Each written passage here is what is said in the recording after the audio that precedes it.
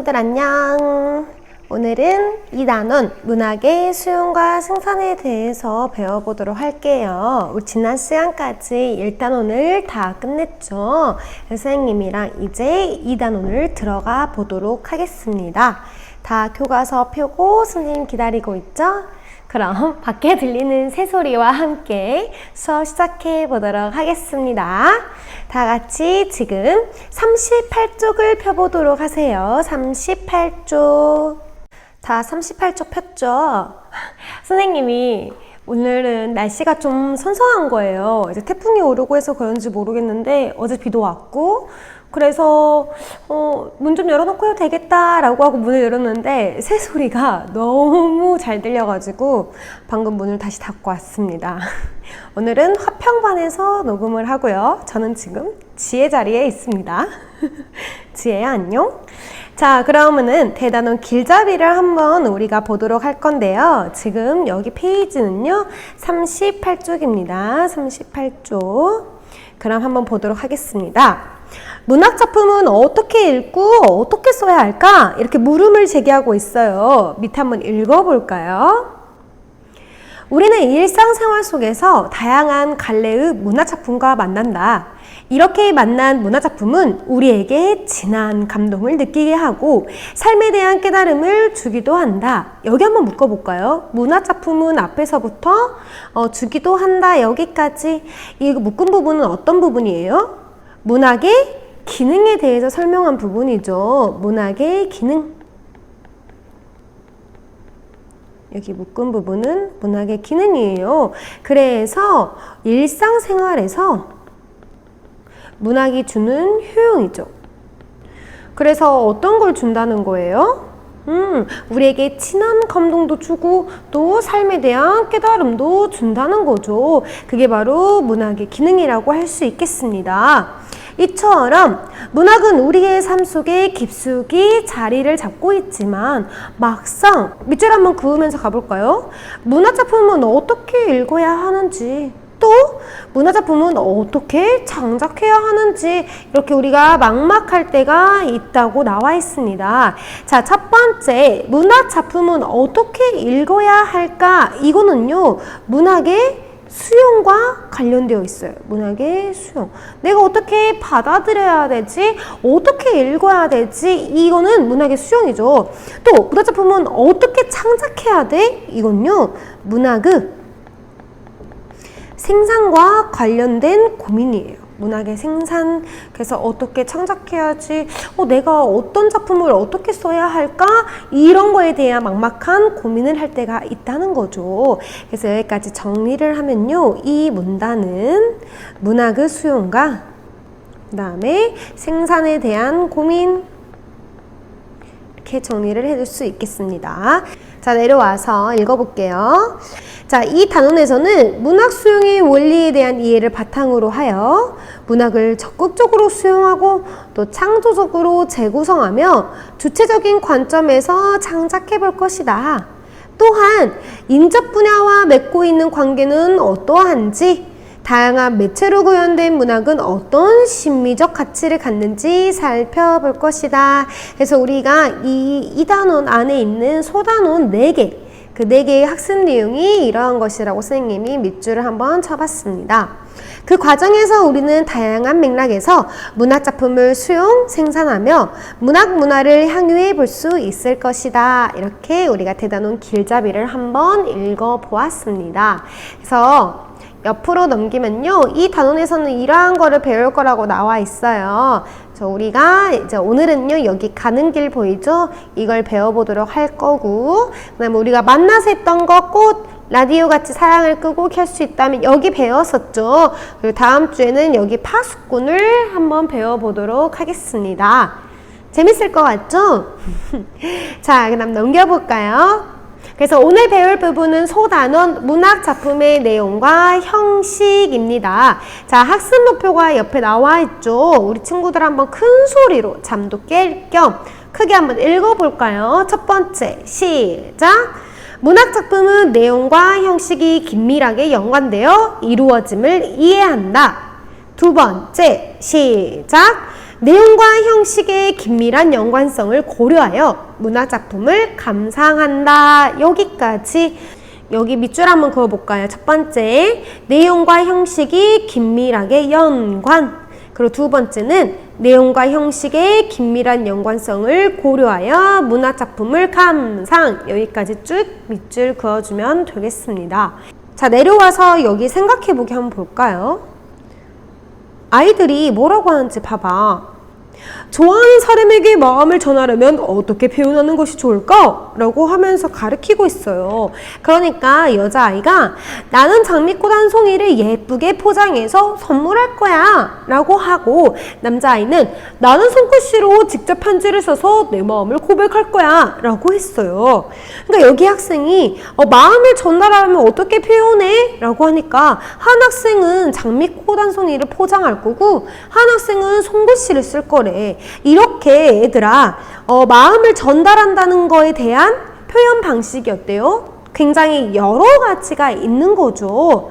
그러니까 가장 효과적으로 전달하기 위해 내가 표현할 수 있는 방법들은 굉장히 다양하다는 거를 보여주고 있는 거죠. 그런 것처럼 이 작가 또한, 문학작품을 쓰는 이 작가 또한 자신의 생각을 효과적으로 전달하기 위해서 고민을 한다는 거지.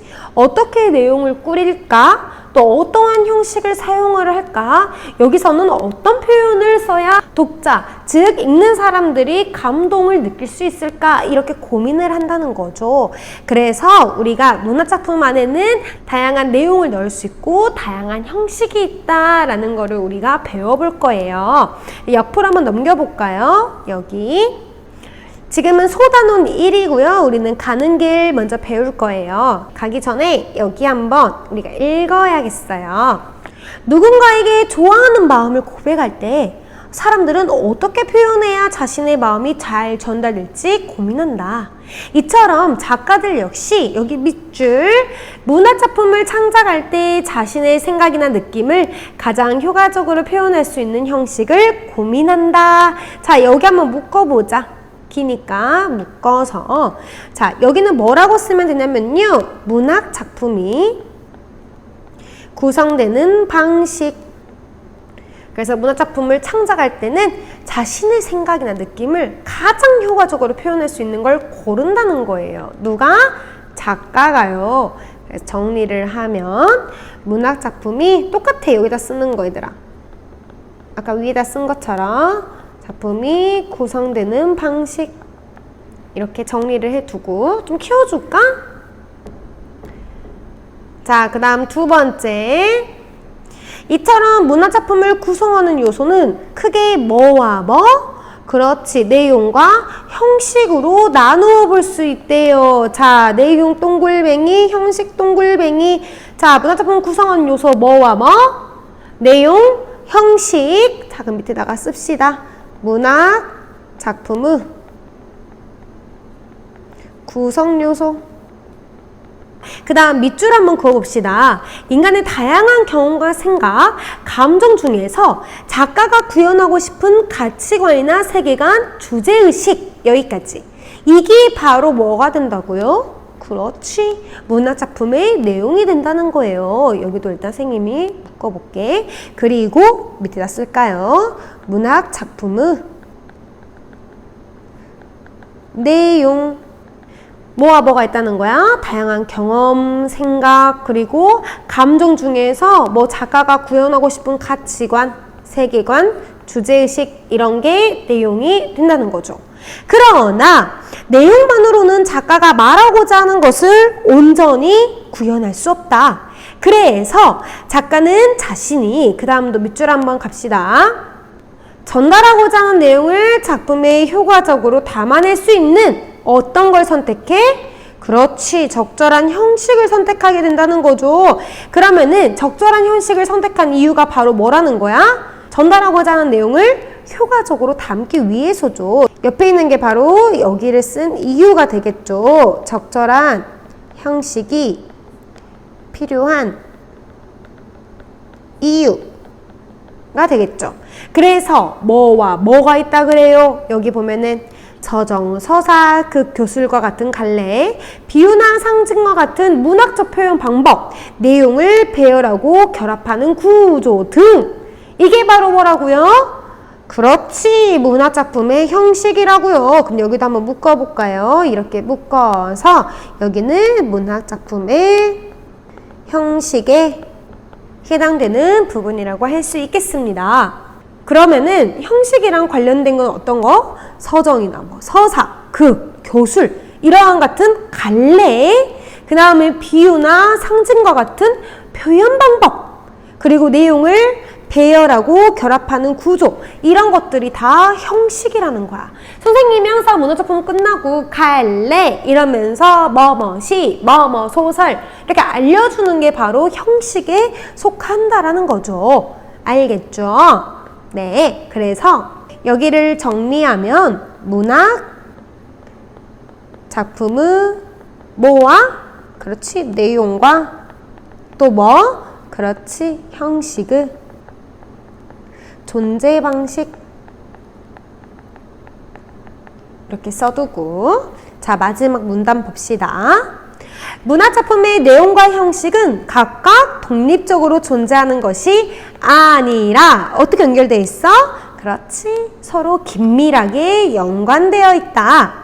자, 어떤 내용을 담느냐에 따라 형식이 달라질 수도 있고 또 어떤 형식을 사용하느냐에 따라서 전달하는 효과가 달라질 수도 있다.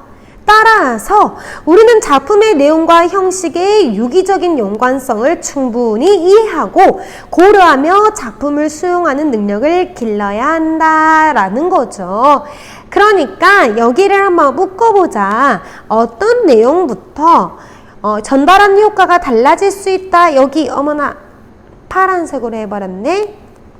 다시 검은색으로 바꾸고 이따까지. 그래서 여기까지 묶은 거는 뭐라고 정리를 해볼 거냐면요, 내용과 형식의 연관성을 이해하고 고려해야 하는 이유, 이렇게 정리하면 되겠죠. 그러니까 내가 어떤 내용을 써야 되고 어떤 형식을 써야 되는지에 대해서 고민을 하는 이유는 어떤 걸 사용하냐에 따라서 전달하는 효과가 굉장히 크고 다르기 때문이다 라는 거죠. 알겠죠? 자, 여기 한번 정리해 볼까요? 여기 문단 긴밀하게 연관되어 존재하는 문학작품의 내용과 형식, 이렇게 정리해두면 끝납니다. 그래서 문학작품 안에는 뭐와 뭐가 있다? 그렇지, 내용과 형식이 있다.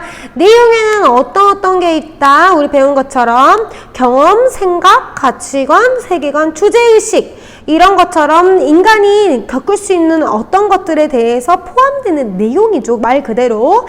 그 다음에 형식은요, 갈래는 뭐? 서정, 서사, 극, 교술. 이거 4개 우리 친구들 그냥 상식으로 좀 알아두고 있으세요. 갈래 안에는 서정, 서사, 극, 교술이 있고요. 문학적인 표현으로 비유나 상징 같은 게 있죠. 어떤 출판사 이름이 비유나 상징이잖아요. 그래서 비상 이런 거, 비상교육 들어봤죠? 이게 비유나 상징이에요. 그게 바로 문학적 표현이고, 그 다음에 내용이 어떻게 배열되고 어떻게 결합되는 이러한 구조들이 바로 형식입니다. 그러나 이 내용과 형식은 아이들아 떨어져 있어? 아니죠. 긴밀하게 연관되어 있다라는 거를 우리가 배웠습니다. 자, 그럼 문화작품의 내용과 형식에 대해서 배웠으니 본문으로 들어가야겠죠. 자, 옆으로 넘기면요, 우리 김소월 시인의 가는 길이 있습니다. 그래도 우리 친구들이 김소월 시인은 많이 알죠. 무슨 시로 가장 유명해요? 그렇죠. 진달래꽃 이런 걸로 유명하죠. 그래서 보통 여성적인 어조를 쓰면서 여성의 마음을 대변하는 시를 많이 지어서 여성 화자라고 생각하다 보니 여성 작가 아니야 라고 많이들 착각을 하거나 오해를 하는데, 김소월 작가는요, 남성이죠.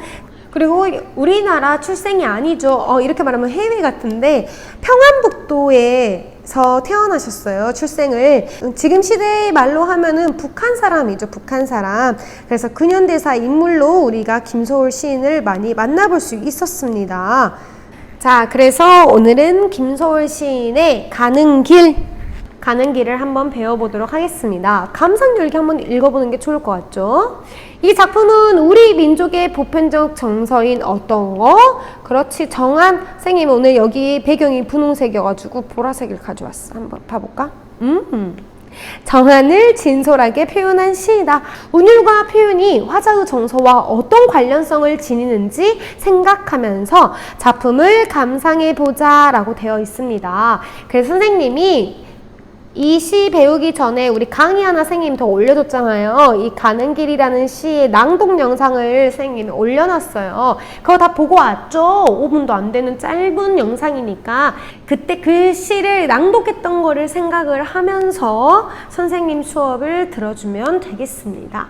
선생님은 1년씩 끊어서 우리가 한번 배워보도록 하겠습니다. 가는 길, 김소월, 그립다. 말을 할까 하니 그리워. 어때요 지금? 되게 선생님이 낭독 속도도 느리죠. 그 이유가 다 있어요. 그냥 시를 막 지은 게 아니겠죠. 먼저 우리가 1행부터 봅시다. 그립다 라고 했어요. 아 진짜 그립다, 그리워. 이런 것처럼 이 그립다라는 이 한마디로 행이 끝나버렸어요. 그 말은 이 화자의 심정, 그 다음에 나의 이 감정들이 지금 뭐로 지금 섞여 있다는 거야? 그리움으로 뒤덮여 있다는 거죠. 그래서 이렇게 한 행으로 끝나버렸다는 건 단적으로 화자의 심정을 표현했다고 우리가 알 수 있습니다. 그래서 여기다가 쓸게요. 선생님 좀 키워줄까요? 화자의 심정을 단적으로 표현함. 이렇게 해두고 그리고 말을 할까 하니 그리워. 자, 2행과 3행을 잘 보세요. 원래는 어때야 돼? 원래는 말을 할까 하니 그리워. 이렇게 돼야 되죠. 그러니까 이 하니가 원래는 어디로 가야 돼? 여기 말을 할까 위로 올라가야 돼요. 근데 얘를 내려버렸어. 행을 끝냈다는 거죠. 이거를 네 글자로 뭐라 하게요, 얘기들아? 이거를 행간 걸침이라고 합니다. 그럼 행간걸침으로 통해서 우리가 알 수 있는 거 어떤 거야? 말을 할까 하니 그립다는 거는 이 말을 할까라고 하면서 망설이는 태도가 더 드러나 있는 거죠. 말을 할까 말까? 진짜 그리운데 말해 마라? 이런 것처럼 망설이는 태도가 딱 드러나 있고 거기서 행이 딱 끝나는 거죠. 그리고 이 행을 내림으로써 이 화자가 망설이고 있다는 감정을 굉장히 효과적으로 표현할 수가 있는 거죠. 그래서 여기 부분은요, 행간걸침이라고 해요. 행간걸침. 행간걸침으로 망설임의 감정을 표현함. 이게 원래는요, 말을 할까 하고 하니 여기까지 하고 그리워 이렇게 돼야 된다는 거죠. 근데 이렇게 하는 것보다 어때? 말을 할까 하니 그리워. 마치 어떤 걸 주게 돼? 거리감을 주게 되죠. 이거는요, 거리감을 주어 화자의 망설임을 잘 드러낸 화자의 망설임을 이렇게 정리를 해두면 되겠죠. 그래서 이 1년에서 중요한 거는 이거 행간걸침이 일어났다. 이 한이가 위로 이행으로 올라가야 되지만 말을 할까? 라고 딱 끊는 순간 아, 이 화자가 망설이고 있구나. 이러한 감정이 극대화한다는 거를 보여줄 수가 있는 거죠. 그리고 선생님이 1년을 한번 묶어볼게요. 여기 그리워까지. 그래서 이 1년을 한번 정리를 해보면요. 그립다라는 말을 할까? 생각하니 그리움이 더욱 사무친다는 심정을 고백함. 이렇게 우리가 1년을 한번 정리해 볼 수 있겠죠.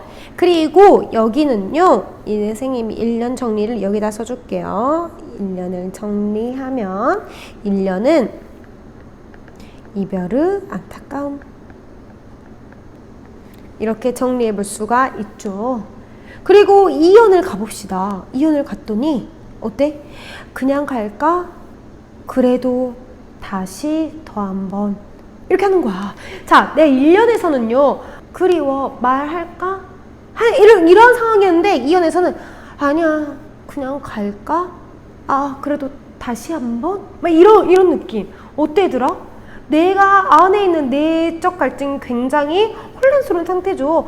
말할까? 아니 말하지 말까? 이런 게 지금 1, 2연을 통해서 드러나 있는 부분이죠. 완전 잘 드러나 있죠. 그래서 그냥 갈까라고 하는 부분이 바로 내적 갈등의 망설임이죠. 내적 갈등과 망설임. 어떻게 하지?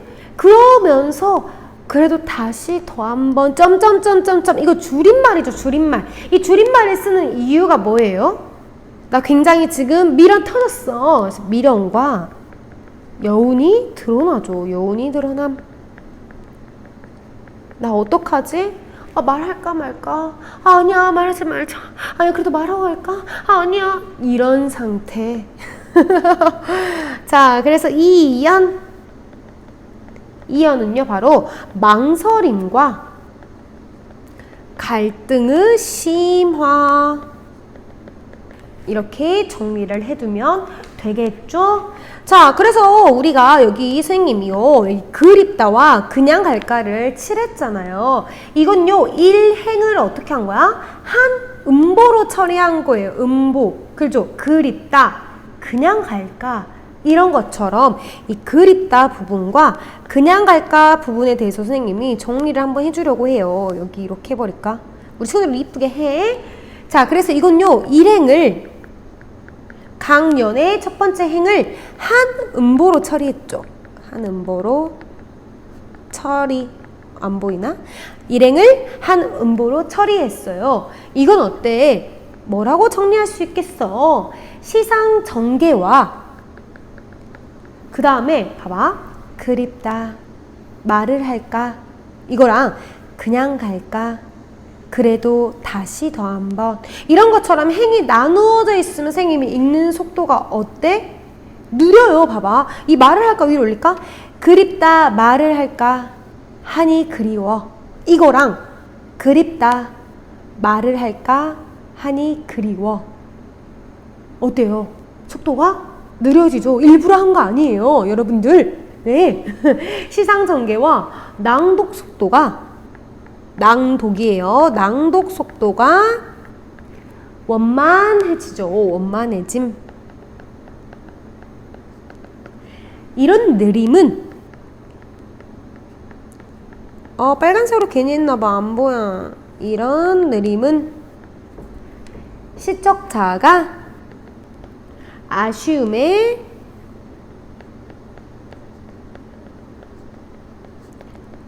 망설이는 모습을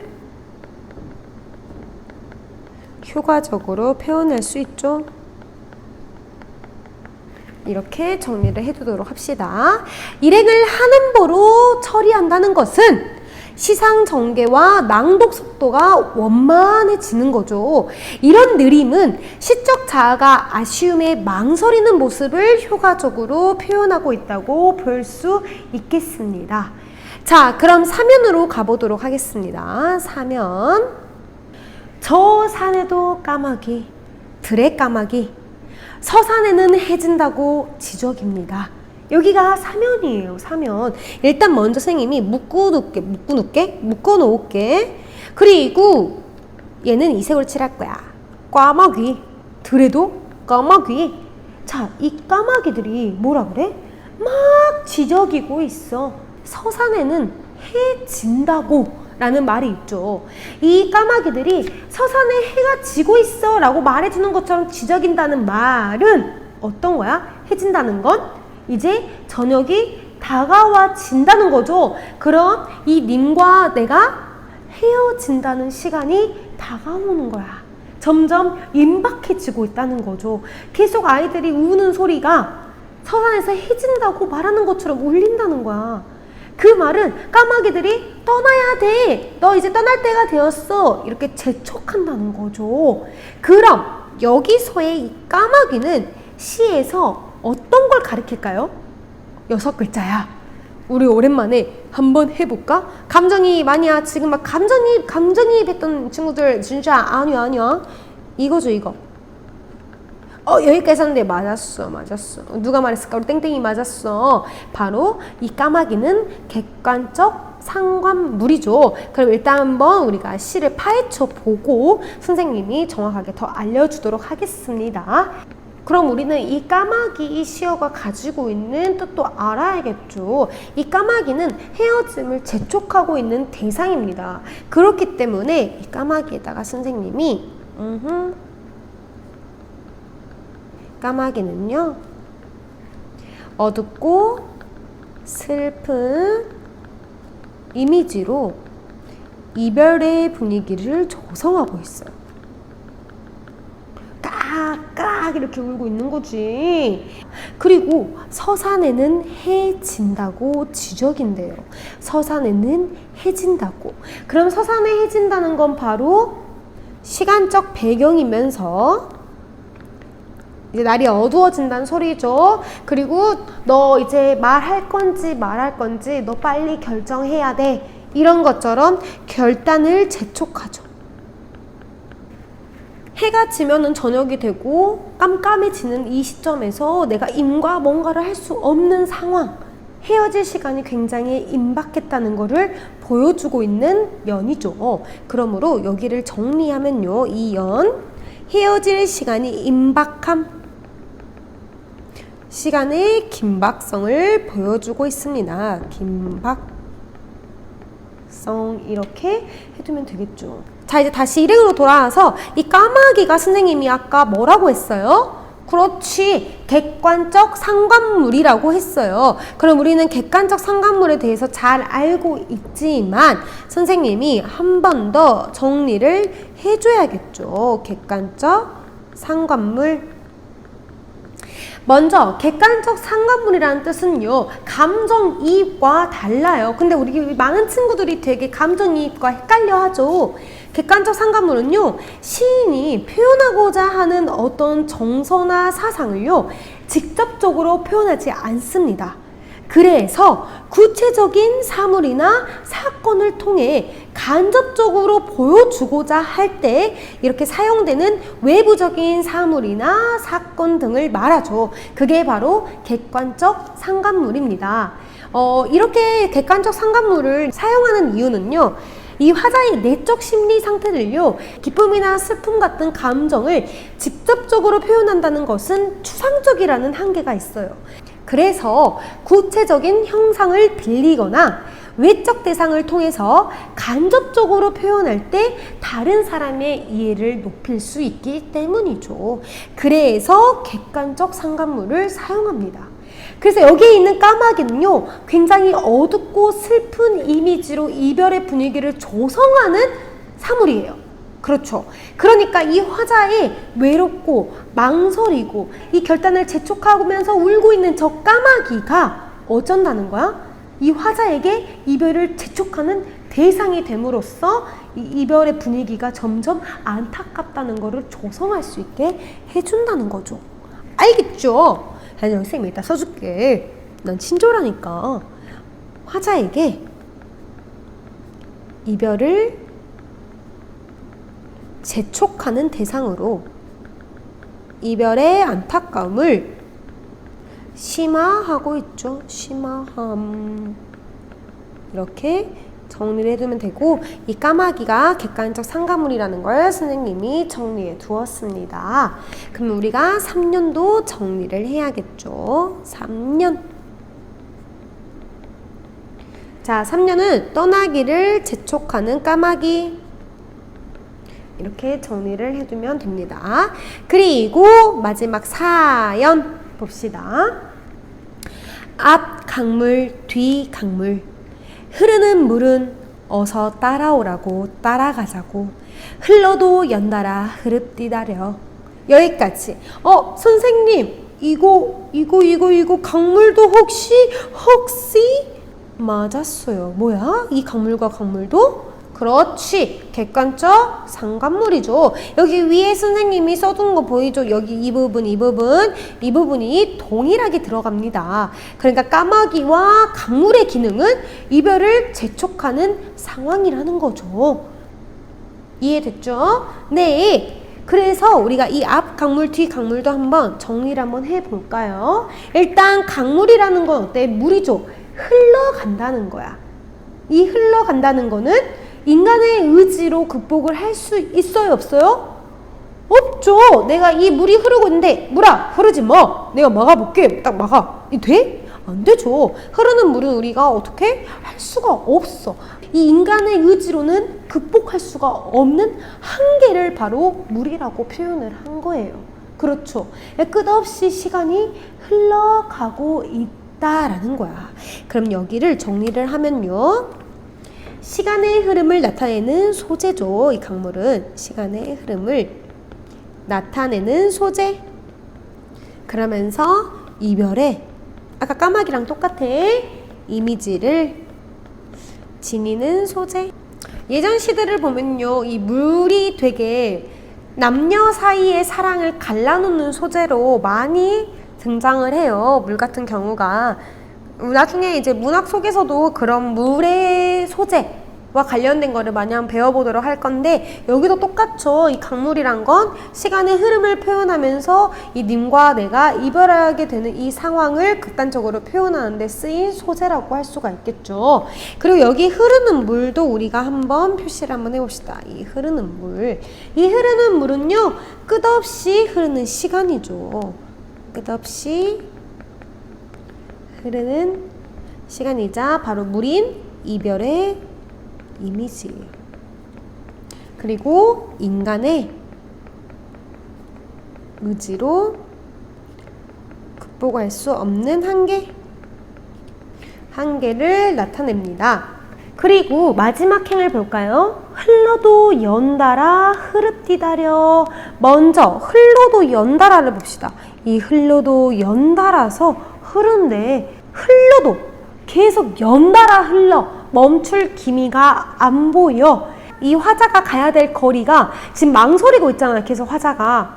그렇죠? 빨리 이 흐르는 물 시간은 빨리 와. 따라와. 재촉을 해. 너 가야 될 길은 있어. 빨리 따라와. 하는데 이 화자는 어때? 망설이고 있죠.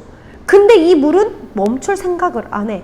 화자가 가야 될 거리가 이 망설임을 허용할 수 있을 만큼의 짧은 거리가 아니라는 거죠. 이 화자가 망설인다는 그 말조차 이 물은 허용할 수가 없는 거야. 왜냐? 너는 가야 될 길이 많고 나는 계속 흐르는데 너 이거 계속 망설이고 있을 거야? 안 돼. 나는 계속 흐를 거야. 라고 한다는 거죠. 그만큼 멀다 하는 거를 흘러도 연달아라고 표현하고 있어요. 이걸 정리하면요. 화자가 가야 할 거리가 망설임을 허용하지 않을 만큼 멀다 하는 것. 이렇게 정리를 하고요. 여기 또 흐릅디다려 보이죠? 흐릅디다려.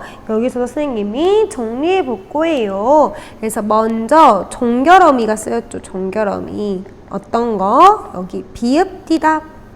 보이죠? 여기. 자, 그래서 이거 비읍디다는요. 바로 뭐뭐 했습니다. 이런 것처럼 그냥 객관적인 태도를 보여줘요. 객관적인 태도. 그리고 뭐뭐려. 여기 보조사려가 쓰였죠. 그래서 보조사 려는 강조의 의미를 칩니다. 강조의 의미.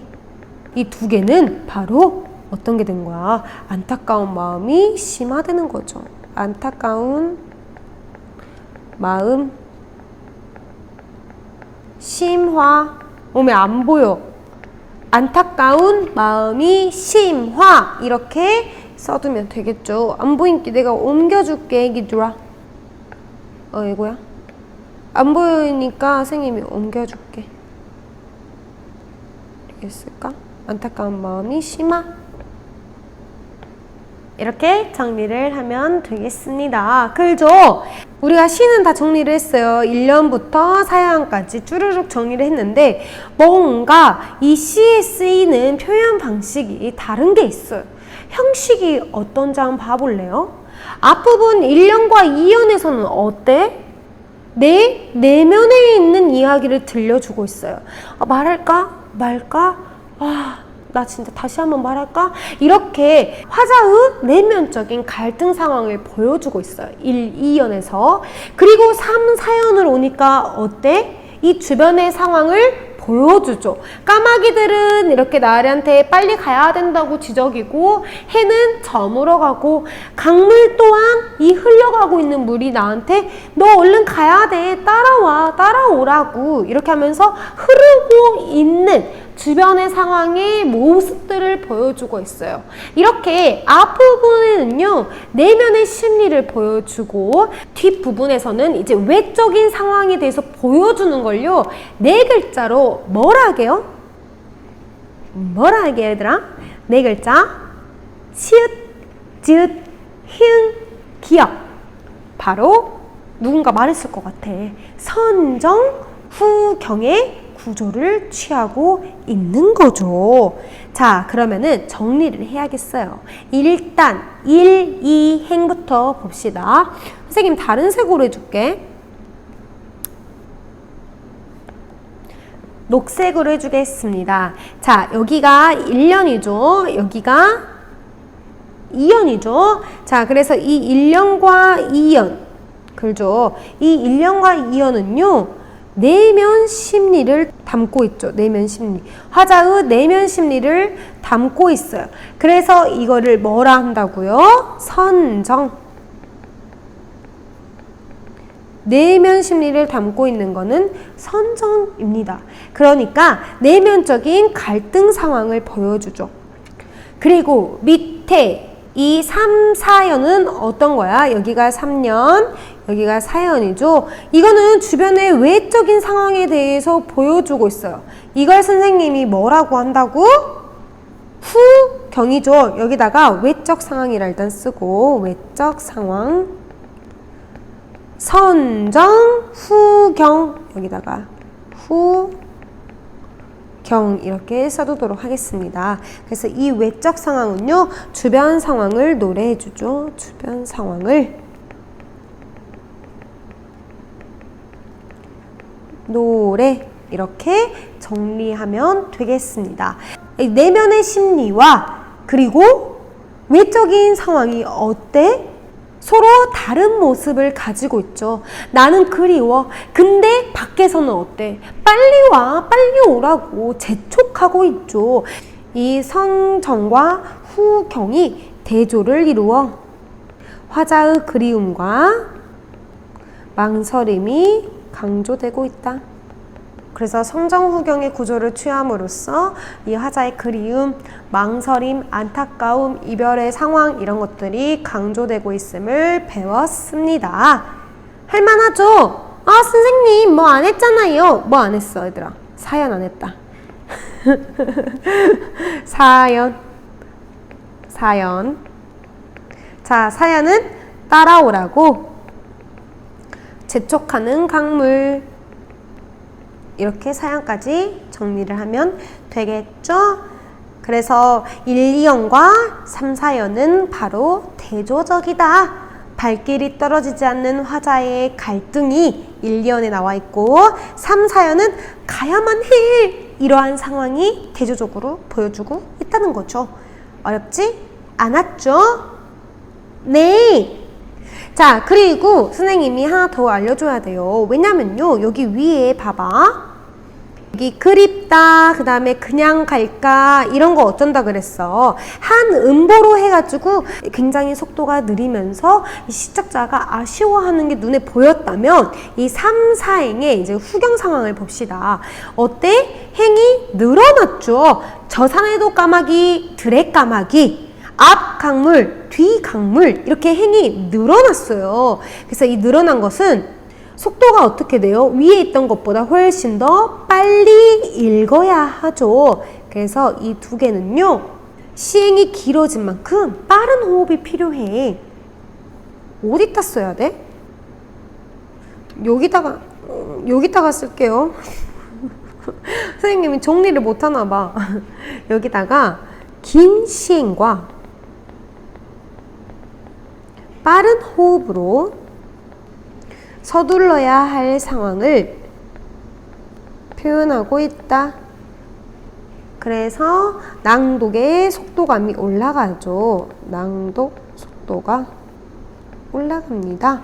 그렇죠? 그래서 이렇게 낭독 속도가 올라가고 빠른 호흡을 하게 되면요. 어째야 되더라? 서둘러야 될 것 같죠? 긴박하고 서둘러야 하는 화자의 상황을 효과적으로 표현하고 있다. 이렇게 정리해두면 되겠습니다. 끝! 그렇죠? 그래서 여기까지 하면은 우리가 이 가는 길 시에 대해서 완벽하게 끝냈죠. 오, 우리 친구들은 필기를 잘하니까 아마 더 예쁘게 했을 것 같아요. 자, 그래서 이 가는 길에 대해서 우리가 갈래를 한번 봐야겠죠. 선생님이 이렇게 해왔어. 그러니까 우리 친구들은 잠깐 멈추고 아니면 선생님 설명 다 듣고 난 후에 멈춰가지고 포스트잇이나 이런 걸로 붙여놓으면 되겠죠. 자, 봅시다. 갈래는 자유시고 서정시입니다. 그 다음에 성격은 전통적, 민요적, 애상적, 서정적이에요. 왜 전통적이냐면요. 이 전통적인 거는 이 내재율이 삼음보이고 7호제의 민요적 윤결을 지니고 있기 때문에 전통적인 민요적인 성격을 지니고 있다라고 볼 수 있겠고요. 제재는 임과의 이별 상황에 대해서 말하고 있습니다. 주제는 이별의 아쉬움과 임에 대한 그리움.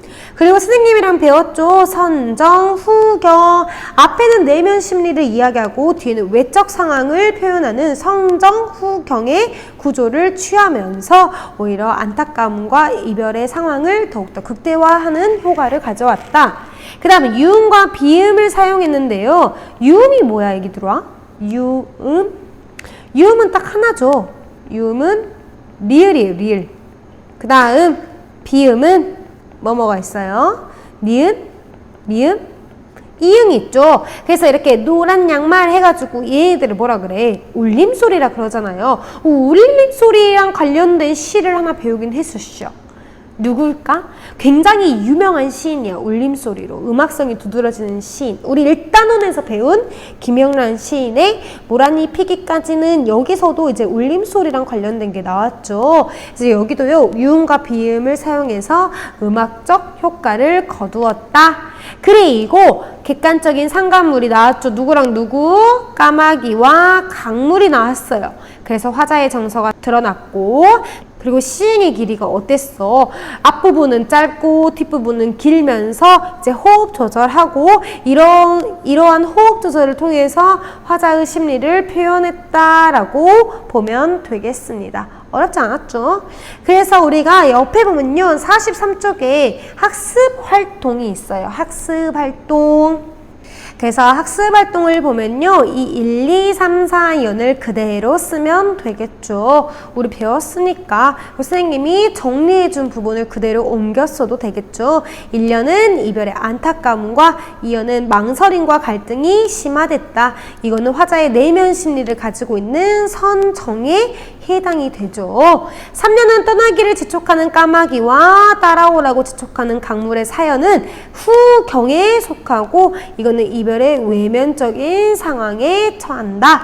그래서 이렇게 두 가지의 구조를 취하게 되었다라는 거죠. 시행 배열과 시적 의미의 관계를 먼저 보도록 합시다. 그래서 1, 2연과 3, 4연을 보면요.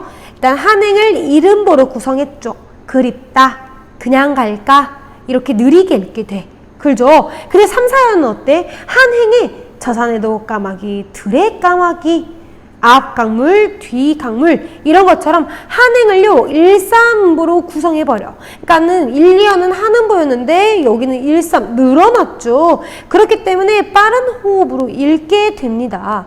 자, 이렇게 1, 2연은요 이렇게 느리게 읽게 되니 이별을 망설이는 화자의 모습, 말할까? 말까? 어떻게 하지? 이런 모습과 느린 호흡이 서로 대응을 하고요. 그 다음에 3, 4연은 이렇게 쉼표를 치면서 이렇게 긴 행을 통해서 화자의 조급한 마음과 빠른 호흡이 서로 대응하게 되죠. 그래서 화자의 정서와 시의 호흡이 서로 대응하면서 내용과 형식의 유기적인 관계를 형성하고 있는 시입니다. 자, 내려와서 우리 까마귀, 강물, 이거 선생님이 뭐라 그랬어? 그렇지. 객관적 상관물이라 했죠. 정리해 두세요. 상관물. 그래서 까마귀는요, 어둡고 슬픈 이미지야. 그래서 이별의 분위기를 조성하고 있어. 서산에는 해 진다고 이렇게 지적이는 거죠. 이별을 재촉하는 모습을 3년에서 볼 수 있었습니다. 그리고 사연의 강물은요, 시간의 흐름이죠. 강물이 계속 흘러간다는 거는 시간도 그렇게 흘러가고 있다는 거고, 그러면서 이별의 이미지를 지니고 있어요. 똑같이 삼행에서 어서 따라와, 따라가자고 이렇게 말하면서 이별을 재촉하고 있는 모습을 보여줄 수가 있습니다. 그래서 이 까마귀와 강물은 어떤 거야? 이별을 재촉하는 외적 상황이죠. 그래서 이별의 안타까움을 심화하고 화자의 슬픈 정서를 간접적으로 드러낼 수 있습니다. 그게 바로 까마귀와 강물의 기능이었습니다. 그래서 43쪽을 보면요, 학습활동이 쭉 나오는데 이 내용과 형식 관계, 이 부분이 굉장히 중요해요. 그래서 여기를 별표를 쳐놓고 우리 친구들이 여기를 한번 채워 넣으세요. 복습한다는 생각으로 화자는 어떤 상황에 처했는지, 또 까마귀와 강물은 어떤 기능을 가지고 있는지, 그리고 여기 아래도 한번 해보세요. 시행의 길이가, 이 가는 어때? 몇 년이야? 1년이죠. 1년. 여기는 1년. 그리고 여기는 4년이죠. 이렇게 시행 길이는 어떤 차이를 보이고 있는지, 호흡의 속도는 어떻게 해야 하는지, 그러면서 이러한 시행 배열이 주제 전달에 미치는 효과는 어떠한지 정리해 보고 선생님이 따로 이 학습 활동의 답안은 올려두도록 하겠습니다. 그래서 우리 친구들이 비교해 보면서 아, 이런 부분이 맞았구나, 혹시 다르게 쓴 친구들은 아, 이 부분이었구나 라고 하면서 이 시를 마무리해 주면 공부가 훨씬 잘 되겠죠. 지금 바로 하세요. 딱 끊고 책 덮지 말고 꼭 해보시길 바라겠습니다. 다음 시간에는요, 바로 뒤로 넘기면요, 이 시가 나와요. 이 3번의 시. 정호승 시인의 슬픔이 기쁨에게. 이거 선생님이 친구들이랑 너무 하고 싶어. 그래서 이 시를 해보도록 하겠습니다. 그리 어렵지 않거든요. 그러니까 이 시만 할 거니까 너무 걱정하지 말고 오늘 또 완전 열심히 공부했죠, 우리. 그래서 밥 맛있게 먹고 점심 먹고 들은 친구들은 오늘 하루 열심히 공부했다라는 이런 보람찬 마음을 가지고 하루를 마무리했으면 좋겠습니다. 우리 친구들 오늘 또 문학 수업 들어줘서 너무너무 고맙고 선생님이랑 다음 시간에 봐요. 안녕!